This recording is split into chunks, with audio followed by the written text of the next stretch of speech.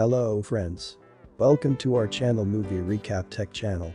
Today's film is set in a peaceful environment. A family is forced to live in silence in a post-apocalyptic world while hiding from monsters with ultra-sensitive hearing. In a devastated Earth overrun by invincible predators of possible extraterrestrial origin, the Abbotts struggle to survive in the isolation of upstate New York, defined by a new era of utter silence. Indeed, because this new type of invader is attracted to noise, even the slightest sound can be fatal. However, it's been 12 months since the powerful monster's first sightings, and this resilient family is still standing strong. Of course, learning the rules of survival in this muted dystopia is essential. However, now, more than ever, an otherwise joyous event jeopardizes the already fragile stability. And now, more than ever, the Abbotts must keep quiet. The young Abbott family's story begins on day 89 of their ordeal. Unaware of whether or not anyone else on Earth is still alive, they must remain as silent as possible under most circumstances, which means no speaking, to avoid deadly and seemingly indestructible armored creatures that track their target solely by sound and have led to the Abbotts' solitary existence. This existence is made all the more difficult for eldest offspring Regan because she is deaf and thus unable to gauge the issue of sound, which is why father, Lee, is constantly devising ways to upgrade her cochlear implant, if only for her survival. Under these conditions, the family tries to live as normal a life as possible, with safeguards in place to protect them from anything that could potentially throw them off their routine of mock normalcy and survival. During this ordeal, they also try to learn everything they can about the creatures in the hopes of one day being able to destroy them and reclaim their lives. The first priority for parents Lee and Evelyn is to protect their children at all costs, which the children may not always see or understand, particularly in light of the Day 89 incident. Amidst the many tattered missing persons flyers, a family quietly tiptoes barefoot through an empty store in a ghost town. Evelyn Abbott, Emily Blunt, the family's mother, carefully searches through a stack of uncollected prescription bottles for her sick eldest son, Marcus, Noah Jupe. Evelyn administers medication to Marcus and uses sign language to reassure her deaf daughter, Regan, Millicent Simmons, that her brother is fine. Regan then checks on her younger brother, Beau, Cade Woodward, who is drawing a rocket on the floor. He says to Regan, the term rocket refers to "that's how we'll get away," then climbs the mostly empty shelves in search of a space shuttle toy.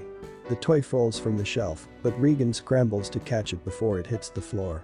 Meanwhile, the family's father, Lee Abbott, John Krasinski, has scavenged some electronics for a radio that will boost its signal, as well as some cutting pliers for Regan. Evelyn signals to her family it'll be dark soon, and they prepare to leave when horrified expressions appear on their faces. Beau is holding the electronic space shuttle toy, which Lee carefully removes from him after removing the two AA batteries. "It's too loud," he tells his youngest son. As the family leaves, Regan sneaks the toy back to Beau, who then grabs the batteries on his way out. The Abbotts return home silently, following a sand trail they've made. As they approach a walking bridge, they are startled to hear the electronic sound of the space shuttle toy from Beau, who is pulling up the rear. Lee, horrified, rushes back toward his son, but it's too late. An alien creature quickly seizes and kills Beau. The Abbotts have returned to their farm. Lee is in the farmhouse's basement, where he has set up an extensive surveillance system of cameras and monitors, as well as his radio and electronics, in the hopes of contacting any other survivors. There were also a slew of news clippings about an alien invasion, as well as notes from Lee with the words blind, attack sound, and armor. Meanwhile, Evelyn is in a cellar, where she has hung a mobile she made herself. Evelyn is expecting a baby. She erects an oxygen tank, which is linked to an infant breathing mask. It's next to a soundproofed, covered baby crib. Lee has climbed to the top of his grain silo, where he is perusing photographs of Beau.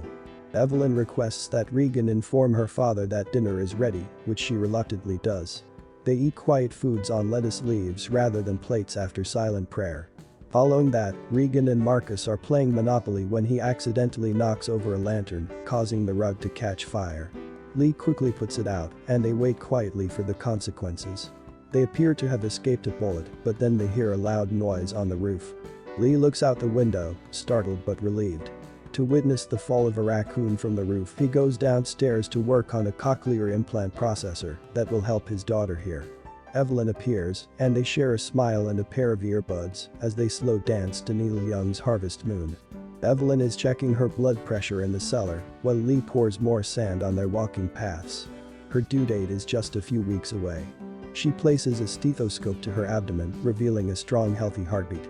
Regan enters the house, taking care to walk only on the marked parts of the floor that do not creak, and wishes to go down into the basement, but her father stops her. He has added small amplifiers from a stereo to her new cochlear implant processor and wants to put them on Regan, but she stops him and signs that they never work. Lee, disheartened, hands them to her instead and begins to set out on an adventure. He wants Marcus to accompany him, but the boy is scared and refuses to go. Instead, it's Regan who wants to leave, but Lee tells her to stay and care for her mother. She rushes to her room to try on the new cochlear implant processor. She is devastated when they don't work. Regan packs a bag with her cutting pliers and a wrapped object from her dresser before leaving the farm. Lee has taken his son to the river, where he teaches him that making small sounds is acceptable, as long as louder sounds are nearby.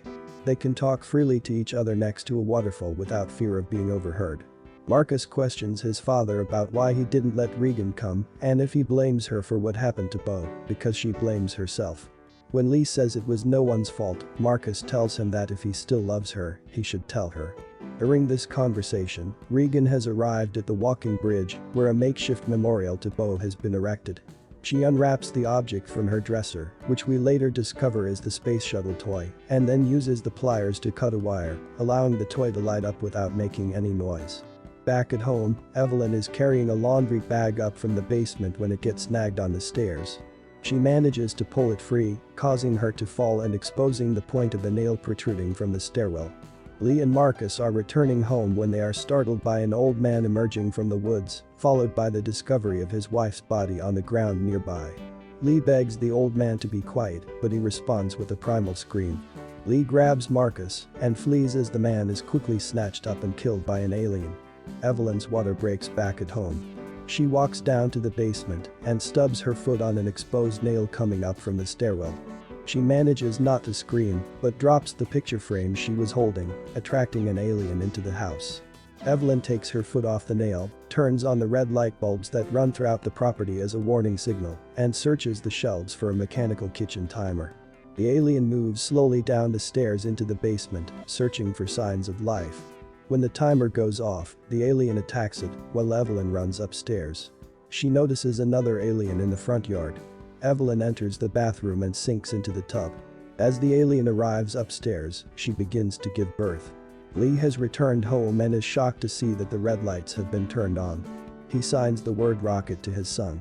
Then he tells him, "I need you to make a louder noise. You can do it." Marcus sprints to a designated area and lights a fuse, triggering a series of fireworks. Lee grabs his shotgun. Lee searches the house and enters the bathroom, where he discovers an empty bathtub covered in his wife's blood. He begins to cry, believing Evelyn is dead, only to discover that she is safe and hiding in the shower with their new baby boy. Marcus, meanwhile, is walking back toward the house when he hears an alien. He makes a break for it into the cornfield, but he collides with a tractor wheel, knocking himself out. Regan has returned home and notices Marcus's flashlight beam shining through the cornfield, but she can't hear the alien approaching from behind her. However, as the alien approaches, Regan's cochlear implant processor begins to produce high-pitched feedback, causing the alien to flee. Regan locates Marcus, and the two retreat to the grain silo's apex. Lee has brought Evelyn to the cellar and placed his new son in the soundproof crib. Evelyn thinks about Bo and regrets not carrying him that fateful day before getting some much-needed rest. Makes Lee promise to protect their children. As we see water rushing down into the cellar, Lee departs to look for the kids. Evelyn awakens to find the cellar flooded. On top of that, an alien has descended into the room, and the baby is sleeping in the soundproof crib, but the top is open. Evelyn carefully picks up her baby and slinks to the back of the cellar, behind the waterfall that is flooding the room. Marcus signs on top of the silo, "Don't worry, he'll come for us." Regan, on the other hand, shakes her head and says, "He'll come for you." Marcus falls inside the silo after a hatch on the top of it breaks. The noise draws out the alien in the cellar with Evelyn, who is slowly drowning in the grain. The hatch completely disintegrates and falls into the silo, narrowly missing Marcus. Regan jumps into the silo and successfully saves her brother by pushing the hatch towards him so he can grab it. She, on the other hand, sinks quickly into the grain. Marcus scales the hatch and rescues his sister. Regan and Marcus are both safely seated atop the silo door when they hear a crash. As the kids cover themselves with the hatch door, the alien from the flooded cellar jumps in the silo. They appear to be doomed until Regan's cochlear implant processor emits piercing feedback, causing the alien to crash out the silo's side. Regan and Marcus crawl out of the silo and into a pickup truck. Lee arrives on the scene and grabs an axe, but is quickly attacked by the alien, causing Marcus to scream. When the alien hears this, he rushes to the truck and begins ripping it apart. When Regan's processor starts emitting piercing feedback, she turns it off. The alien can now safely resume its attack on the truck. Lee, who is severely injured, makes eye contact with his daughter and gestures, "I really like you. I've always admired you."